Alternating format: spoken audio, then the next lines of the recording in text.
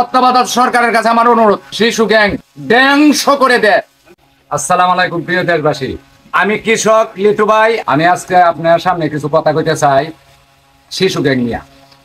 এই শিশু গ্যাং দেশটারে যা করতেছে, এই যে বড় ভাই ছোট ভাই, বড় ভাইয়ের দয়ে হলনা এর দয়ে 10টা দয়ে কোনো মান্যগণ্য তো নাই।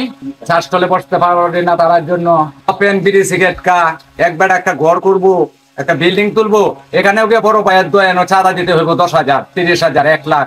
শিশু গ্যাংয়ে 8 বছর 10 বছর পোলাভান রাস্তাঘাটে আইলে পরে দেওয়া গেছে কি এই পকেটের টাকা থাকলে নিবো গা, এই চাষতলে বইয়া থাকলে তারা বিল দিতে হয়। বড় ভাইয়ের অর্ডার, বড় ভাইকে মুখ, বড় ভাইকে মুখ, বড় ভাই হাসু, বড় ভাই কসু, বড় ভাই ওই পথে এর বেশি কিছু করলে বাড়ি করে নির্যাতন করে।